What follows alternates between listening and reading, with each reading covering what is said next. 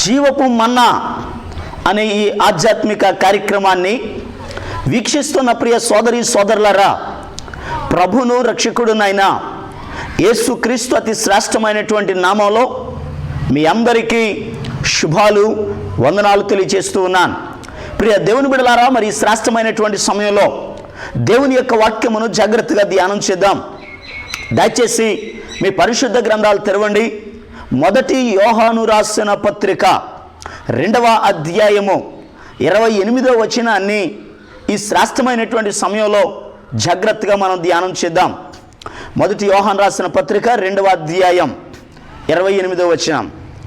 కాబట్టి చిన్నపిల్లలారా, ఆయన ప్రత్యక్షమగునప్పుడు ఆయన రాకడయందు మనము ఆయన ఎదుట సిగ్గుపడక ధైర్యము కలిగిండునట్లు మీరు ఆయన యందు నిలిచియుండుడి. ప్రార్థన చేద్దాం. మహాగణుడును అత్యంత కృపా కనికరాలు కలిగిన మా ప్రియ పరలోకపు తండ్రి, ఆశ్చర్యకరుడు అయిన మా యేసయ్యా, నీకు వందనాలు. మరి శ్రేష్టమైనటువంటి సమయంలో నీ వాక్యాన్ని మేము ధ్యానం చేయబోతున్నాము నాయన. మీరే నాతో మాతో మీరు మాట్లాడమని యేసు నామం పేరిట ప్రార్థన చేసి అడిగి వేడుకొనుచున్నాము తండ్రి, ఆమేన్. ప్రభునందు ప్రియ దేవుని బిడలారా, మన ప్రభు అయిన యేసుక్రీస్తు ఈ భూలోకంలో సంచరిస్తున్నటువంటి దినాలలో 12 మందిని శిష్యులుగా ఏర్పాటు చేసుకున్నారు. ఆ 12 మందిలో యోహాను అనేటటువంటి ఒక శిష్యుడు ఉన్నాడు. ఈ యోహాను అనేటటువంటి శిష్యుడు యేసయ్యకు అతి సన్నిహితంగా ఉన్నటువంటి శిష్యుడు. ఈ శిష్యుడు యేసుక్రీస్తు ప్రభు చనిపోయి మృత్యుంజయుడిగా తిరిగి లేచి పరలోకానికి వెళ్ళిన తరువాత సువార్తను ప్రకటిస్తూ దేవుని యొక్క సంఘాలను ప్రజలను బలపరచడానికి 5 పుస్తకాలను రాశారు. మొదటిది యోహాను రాసినటువంటి సువార్త, తరువాత మొదటి యోహాను రాసిన పత్రిక, 2వ యోహాను రాసిన పత్రిక, 3వ యోహాను రాసిన పత్రిక, యోహాను రాసిన ప్రకటన గ్రంథము. ప్రియ దేవుని బిడ్డలారా, ఈ శ్రేష్టమైనటువంటి సమయంలో యోహాను భక్తుడు రాసినటువంటి మొదటి యోహాను రాసిన పత్రిక 2వ అధ్యాయం 28వ వచనంలో చక్కని మాట కనబడుతూ ఉంది. కాబట్టి చిన్నపిల్లలారా, ఆయన ప్రత్యక్షమగునప్పుడు ఆయన రాకడయందు మనము ఆయన ఎదుట సిగ్గుపడక ధైర్యముగా నిలబడాలి. నిజమే, ఈ భూలోకంలో ప్రభువుని ఆరాధిస్తున్నటువంటి ప్రియ దేవుని బిడ్డలారా, మన అందరి ఆశ ఒకటే, యేసయ్య త్వరగా రాబోతూ ఉన్నాడు. కారణం ఏమిటి అని అడిగితే, ఈ లోకం మనకు శాశ్వతం కాదు, ఈ లోకం స్థిరమైనటువంటిది కాదు. మనం ఎందుకు ప్రభువుని నమ్ముకున్నాం అని అడిగితే, యేసుక్రీస్తు ప్రభు మన కొరకే భూలోకానికి వచ్చాడు. కలువరిగిరి సిలువలో మన పాపములను క్షమించుట కొరకు, మన పాపములను పరిహరించుట కొరకు మన నిమిత్తమై ఆయన బలి అయిపోయాడు. చనిపోయిన ప్రభు 3వ దినమున మృత్యుంజయుడిగా తిరిగి లేచాడు. లేచిన యేసయ్య పరలోకానికి ఆరోహణుడై వెళ్ళాడు. ఎందుకో తెలుసా? ఆయన మరలా రాబోతూ ఉన్నాడు. ప్రకటన గ్రంథం 22వ అధ్యాయం 7వ వచనంలో రాయబడి ఉంది, ఇదిగో ఆయన మేఘారూఢుడై వచ్చుచున్నాడు అని దేవుని వాక్యం సెలవిస్తుంది. వచ్చుచున్నవాడు ఇక ఆలస్యము లేదు, ఆయన త్వరగా రాబోతున్నాడు. అయితే మీరు అడగవచ్చు, అయ్యా అసలు వెళ్ళడం ఎందుకు, రావడం ఎందుకు, ఆయన ఎందుకు వస్తున్నాడు అని అడిగితే యేసు ప్రభు చెప్పాడు.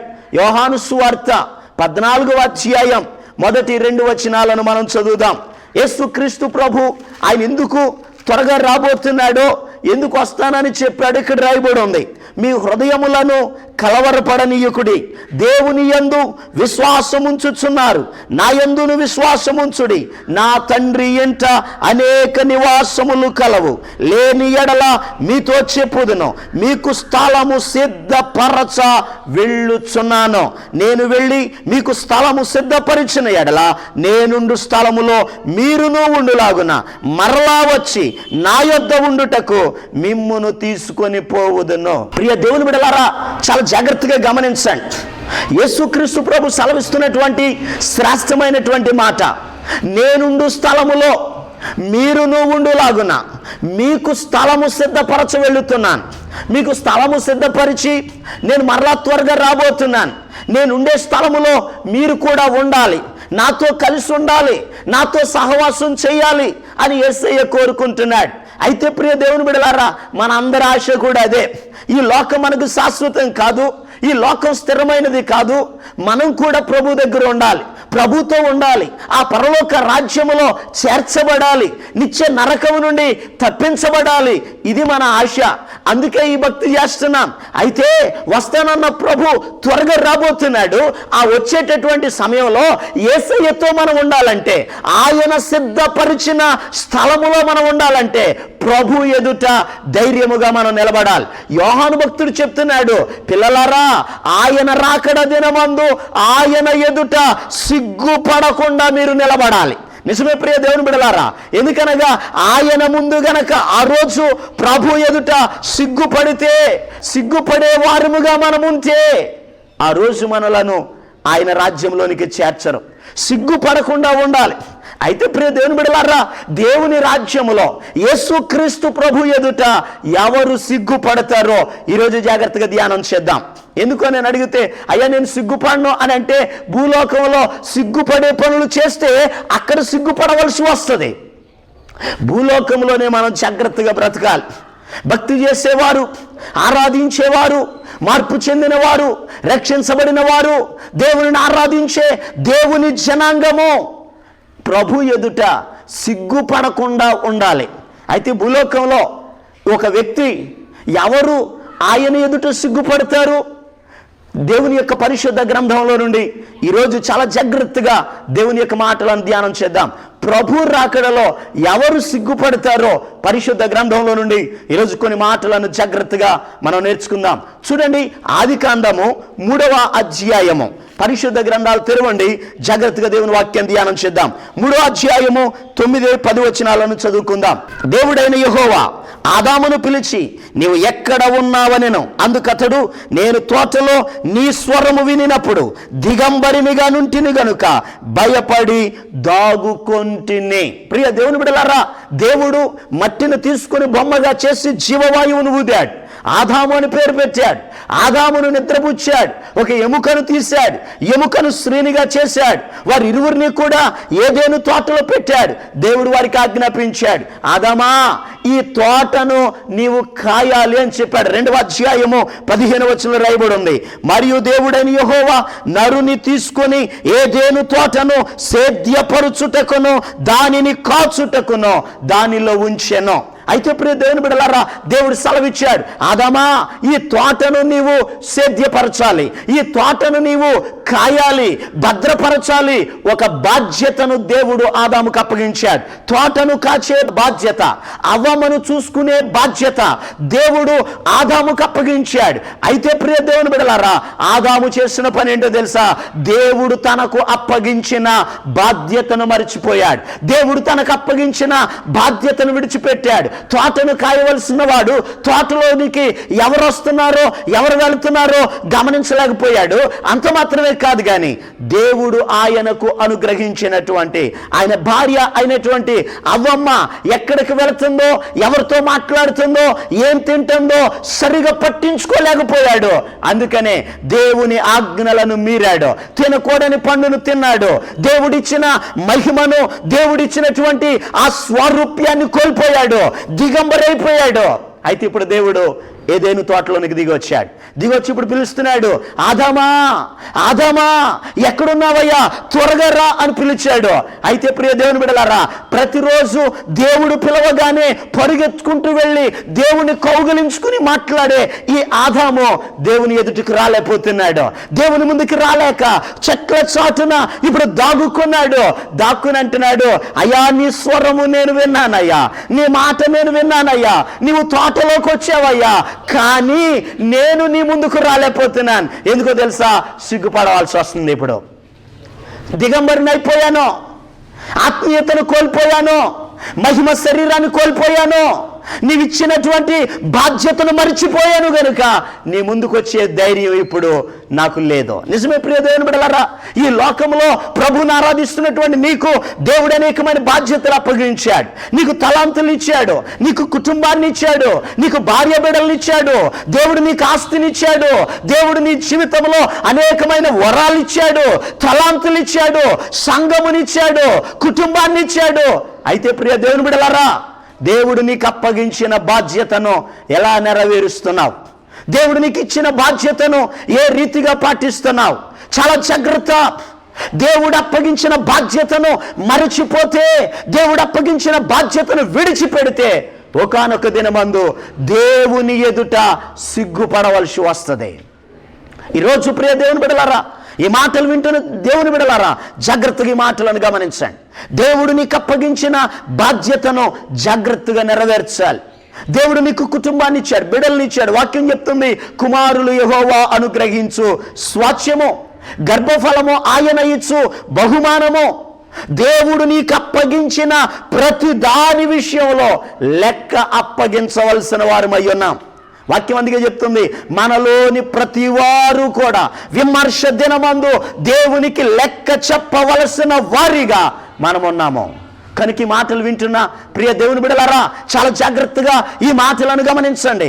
దేవుని వాక్యంలో రాయబడి ఉన్న శ్రేష్టమైనటువంటి మాటలు బాధ్యతను నెరవేర్చేవారిగా ఉండాలి. మన బాధ్యతలను సక్రమంగా నెరవేర్చేవారిగా ఉండాలి. దేవుని ఆజ్ఞలను పాటించేవారిగా ఉండాలి.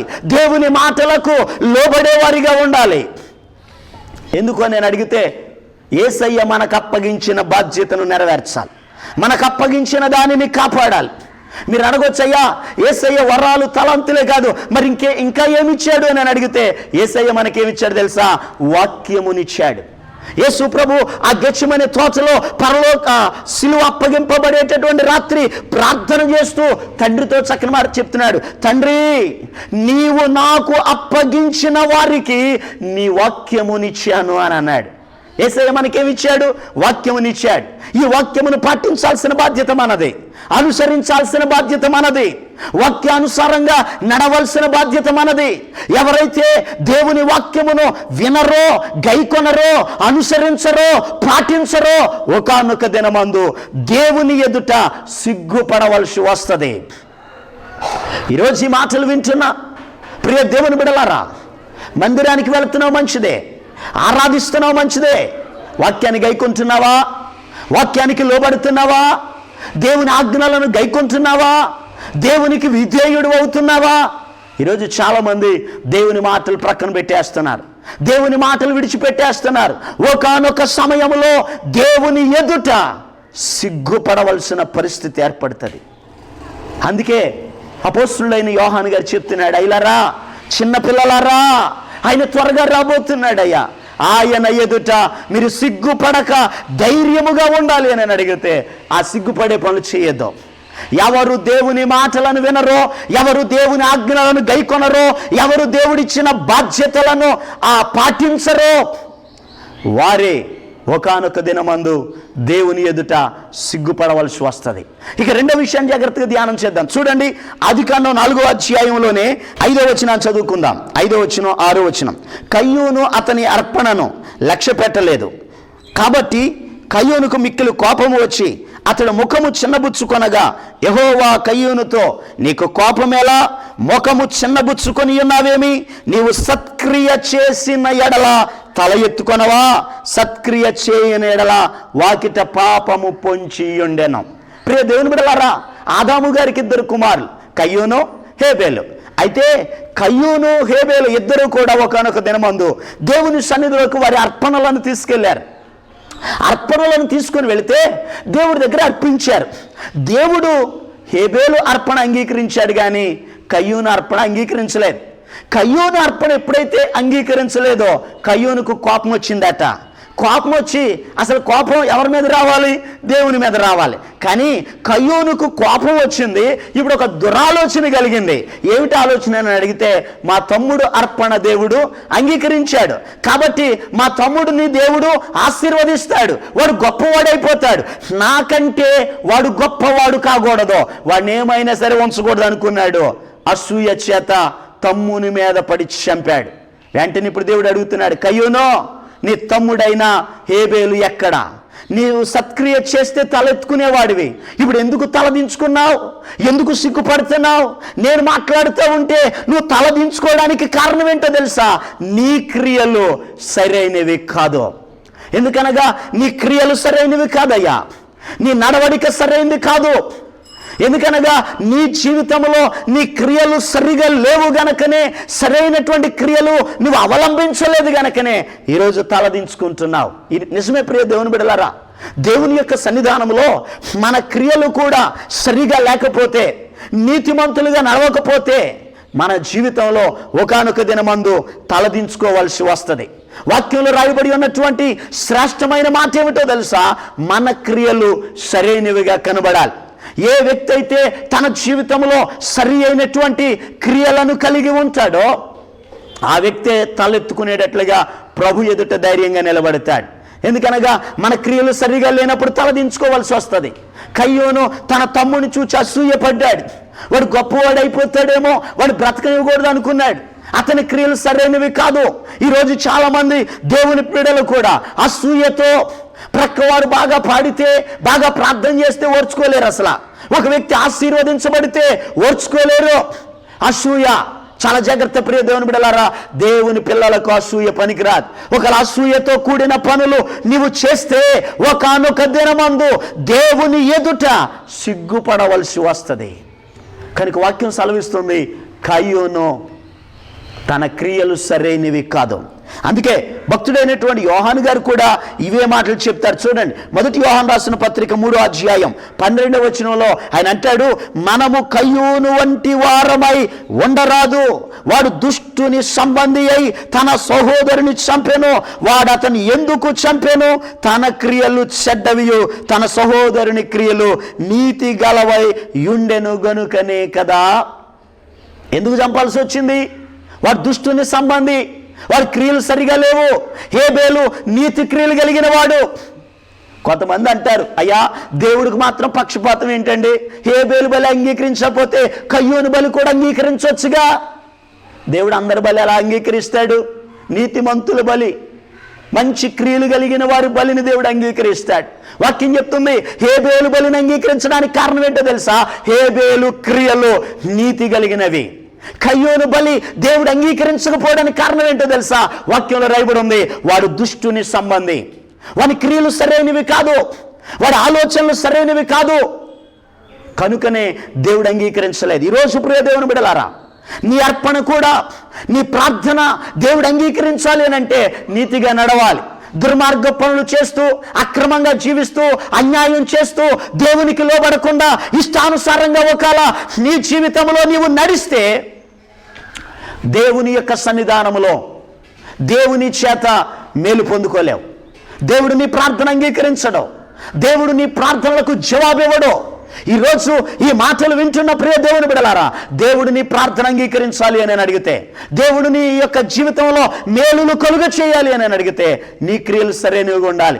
ఒక వ్యక్తి ప్రభు రాకడలో ఎవరు సిగ్గుపడతారు అని అడిగితే క్రియలు సరిగా లేని వారే సిగ్గుపడతారు. ఇక 3వ మాటను జాగ్రత్తగా ధ్యానం చేద్దాం. చూడండి, ఇంకెవరు సిగ్గుపడతారు? కీర్తనల గ్రంథం 31వ కీర్తన 17వ వచనం చదువుకుందాం. చూడండి, యెహోవా నీకు మొర్ర పెట్టి ఉన్నాను, నన్ను సిగ్గునందనీయకుము, భక్తిహీనులు సిగ్గుపడుదురుగాక.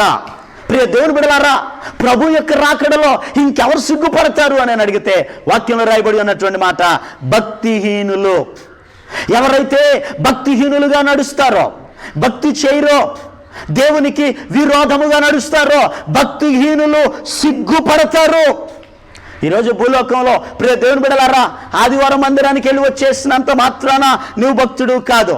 ప్రతిరోజు దేవుని సన్నిధిలో భక్తుడుగా, భక్తి చేసేవాడిగా, ప్రార్థించేవాడిగా నీ జీవితాన్ని కాపాడుకునే వ్యక్తివిగా నీవు ఉండాలి. ఎందుకనగా ఎవరైతే దేవుని సన్నిధిలో దేవుని యందు భయభక్తులు కలిగి భక్తి చేస్తారో దేవుని ఎదుట వారు సిగ్గుపడరు. వాక్యం సెలవిస్తుంది, ఇటలీ పటాలం అనబడిన పటాలంలో కొర్నేలి అనే ఒక మనుషుడు ఉన్నాడట. వాక్యం చెప్తుంది, అతడు దేవుని యందు భయభక్తులు కలిగిన వాడు.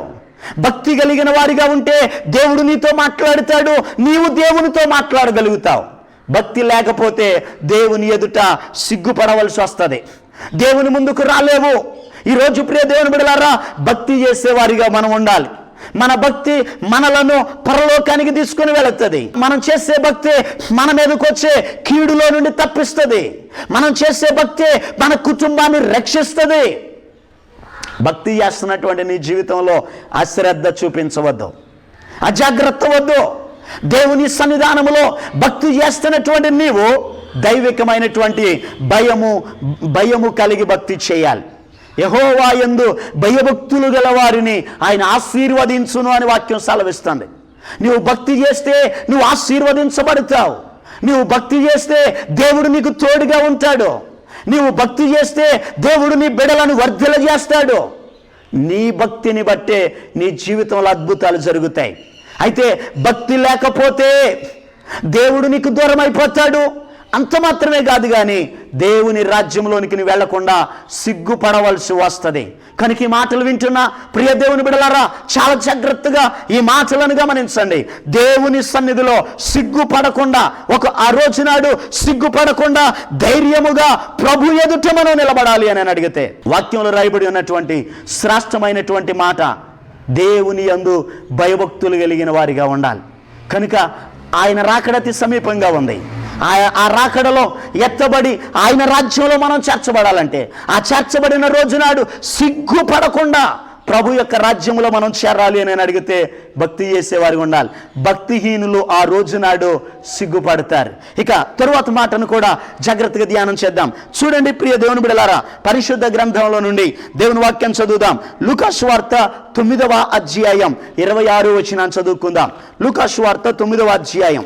నన్ను గూర్చియు నా మాటలను గూర్చియు సిగ్గుపడువాడెవడో వానిని గూర్చి మనుష్య కుమారుడు తనకును తన తండ్రికిని పరిశుద్ధ దూతలకును కలిగి ఉన్న మహిమతో వచ్చుచున్నప్పుడు సిగ్గుపడును. దేవునికి స్తోత్రం చేద్దాం. ప్రియ దేవుని బిడ్డలారా, ఈ లోకములో ప్రభువును గూర్చి ఆయన మాటలను గూర్చి నీవు సిగ్గుపడితే నిన్ను చూచి ప్రభు సిగ్గుపడతాడు. అక్కడ సిగ్గుపడని వారిగా మనం ఉండాలి. దేవుని మాటలను గూర్చి, దేవుని మాటలు వినేటప్పుడు, దేవుని మాటలు ప్రకటించేటప్పుడు, దేవుని గురించి సాక్ష్యం ఇచ్చేటప్పుడు, దేవుని గురించి బోధించేటప్పుడు యేసయ్య నా దేవుడని సాక్ష్యం ఇవ్వడానికి సిగ్గుపడొద్దు. ఈ భూలోకంలో నీవు సిగ్గుపడితే ఆయన రాకడలో ఆయన సిగ్గుపడతాడు. ఆయన సిగ్గుపడితే నీవు నిత్య నరకంలోకి వెళ్ళిపోతావు. దేవుని గురించి సిగ్గుపడొద్దు. ఈరోజు ప్రియ దేవుని బిడ్డలారా, నీ చుట్టుప్రక్కల వారికి ప్రభువుని గురించి తెలియపరచాలి. నీ బంధువులకు ప్రభువుని గురించి తెలియపరచాలి. సాక్ష్యం ఇవ్వడానికి ధైర్యముగా సిగ్గుపడకుండా సాక్ష్యం ఇవ్వాలి. ప్రభు రాకడ అతి సమీపంగా ఉంది. ఈరోజు చాలా మందికి బైబిల్ తీసుకుని మందిరానికి రావడానికి కూడా సిగ్గే.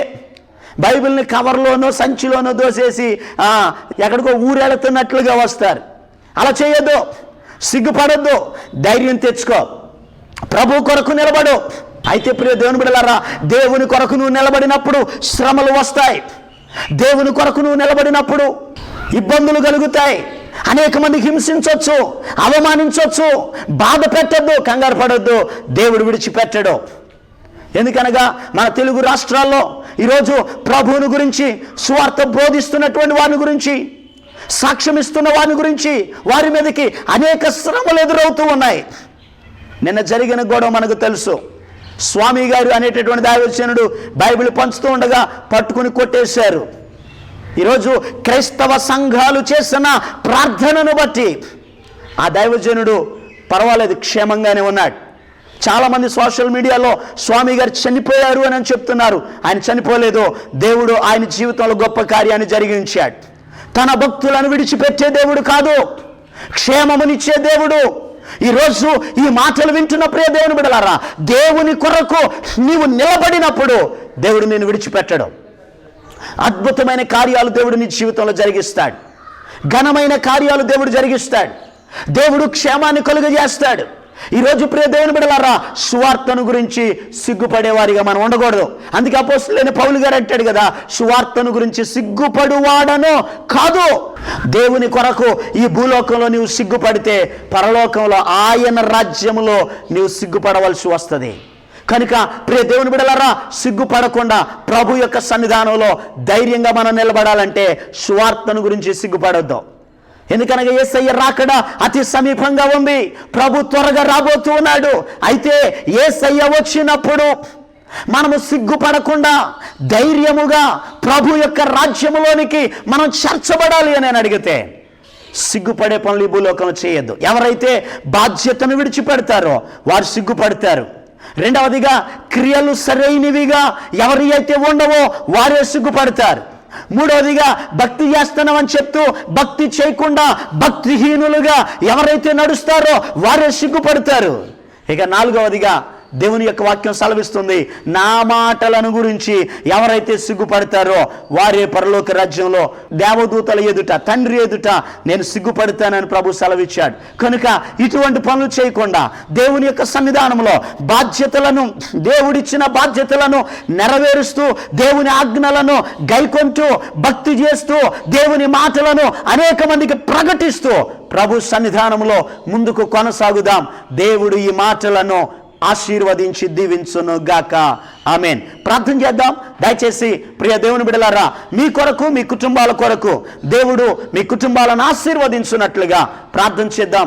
కళ్ళు మూసుకోనండి, ప్రార్థనలో ఏకీభవించండి. మహాగణుడును మహోన్నతుడును అత్యంత కృపా కనికరాలు కలిగిన మా ప్రియ పరలోకపు తండ్రి, ఆశ్చర్యకరుడు అయిన మా యేసయ్య, నీకే స్తుతులు స్తోత్రాలు చెల్లిస్తున్నాను.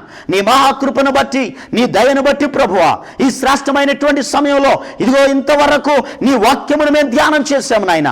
తండ్రి, ప్రత్యేకమైన రీతిలో ఇదిగో ఈ టీవీ ముందు కూర్చొని ఈ మాటలు వింటున్న ప్రతి బిడ్డ కూడా రక్షించబడటానికి సహాయం చేయండి అయ్యా. నీవు రెండవ రాకడలో అతి త్వరగా నీవు రాబోతున్నావు. నీ వచ్చిన దినమందు ఏ ఒక్క బిడ్డ కూడా సిగ్గుపడకూడదు నాయన. ఎందుకనగా ఈ భూలోకంలో ప్రతి వ్యక్తి కూడా మార్పు చెంది, మారు మనసు పొంది, రక్షించబడి తమ యొక్క క్రియలను, తమ బ్రతుకును మార్చుకొని భక్తి చేసేవారిగా, బాధ్యత కలిగిన వారిగా, స్వార్థ ప్రకటించేవారిగా నీ సన్నిధానం తమను తామే సిద్ధపరచుకోవడానికి సహాయం చేయండి. మహిమ, ఘనత, ప్రభావాలు మీరే పొందుకోనమని యేసుక్రీస్తు అతి పరిశుద్ధమైన నామంలో ప్రార్థన చేసి అడిగి వేడుకొనుచున్నాము తండ్రి. ఆమేన్. ఈరోజు ఈ కార్యక్రమాన్ని స్పాన్సర్ చేస్తున్నటువంటి వారు దాసరి సీతమ్మ గారు, అదే రీతిగా వారి బిడ్డలు కొల్లి శ్రీను, కొల్లి లక్ష్మి, సాయి, ప్రవల్లిక అనేటటువంటి బిడ్డలు ఈరోజు ఈ కార్యక్రమాన్ని స్పాన్సర్ చేశారు. మరి ప్రత్యేకంగా వీరి కొరకు కూడా మనం ప్రార్థన చేద్దాం. దయచేసి ఈ కార్యక్రమాన్ని చూస్తున్న ప్రియ దేవుని బిడ్డలారా, మరి మీరు కూడా ఈ కార్యక్రమాన్ని స్పాన్సర్ చేయాలి అని అనుకుంటే ఈ స్క్రీన్ మీద మా ఫోన్ నెంబర్ ఉంది. దయచేసి మాకు ఫోన్ చేయండి. మీరు కూడా ఆశీర్వదించబడండి. ఈ పరిచర్యలో సహకరించండి. ప్రార్థన చేద్దాం. ప్రేమ కలిగిన మా ప్రియ పరలోకపు తండ్రి, ఆశ్చర్యకరుడు అయిన మా దేవా, నీకు వందనాలు. ప్రత్యేకంగా నీ కుమార్తె సీతమ్మ గారి కొరకు ప్రార్థన చేస్తున్నాను. వారి బిడ్డలు శ్రీను గారు, లక్ష్మి, సాయి, ప్రవల్లిక అనే బిడ్డల కొరకు ప్రత్యేకంగా ప్రార్థన చేస్తున్నాము నాయన. నీ బిడ్డల కుటుంబాన్ని దీవించండి, ఆశీర్వదించమని ప్రార్థన చేస్తున్నాను. వారి అవసరతలను తీర్చమని ప్రార్థన చేస్తున్నాను. వారి జీవితాలలో నీ కార్యములను జరిగించమని ప్రార్థన చేస్తున్నానయ్యా. నీ కుమార్తె చేస్తున్నటువంటి ఆ చిన్న వ్యాపారాన్ని అభివృద్ధి పరచండి నాయన. మొదట నిస్థితి కొద్దిగా ఉండినను తొదకు నీవు మహా అభివృద్ధి పొందెదవని నీ వాక్యంలో రాయబడి ఉంది. మీరే అభివృద్ధి పరచండి, ఆశీర్వదించండి, ఘనమైన నీ కార్యములను జరిగించండి. మహిమ, ఘనత, ప్రభావాలు మీరే పొందుకోనమని ప్రార్థిస్తున్నాను. కూడినటువంటి బిడ్డలందరినీ కూడా ఆశీర్వదించమని యేసుక్రీస్తు అతి పరిశుద్ధమైన నామంలో ప్రార్థన చేసి అడిగి వేడుకొనుచున్నాము తండ్రి. ఆమేన్. మన ప్రభు అయిన యేసుక్రీస్తు కృప, తండ్రి అయిన దేవుని యొక్క ప్రేమ, పరిశుద్ధాత్మ యొక్క నిత్య సహవాస సమాధానములు కూడిన బిడ్డలకు, లోకములో ఉన్న సర్వభక్తులకు ఆయన వచ్చు పర్యంతము ఆయన కృప మీకు తోడుగా ఉండి నడిపించును గాక. ఆమేన్. యేసు రక్తమే జయం, ప్రభువు రక్తమే జయం. యేసు నామమున సంపూర్ణ విజయం కలుగును గాక. ఆమేన్. వారం రాత్రి మీ కుటుంబ అవసరతల కొరకు ప్రత్యేక ప్రార్థనలు చేయుచున్నాము. మీ ప్రార్థన అవసరతలు మాకు తెలియపరచండి. మా అడ్రస్ రెవరెండ్ వి ఎలీషా గారు, మన్నా చర్చ్, శేషలి పోస్ట్, కాళ్ళ మండలం, పశ్చిమ గోదావరి జిల్లా, ఆంధ్రప్రదేశ్, ఇండియా. మా ఫోన్ నెంబర్లు 958177 6077. మరి ఒక నెంబర్ 9908688417.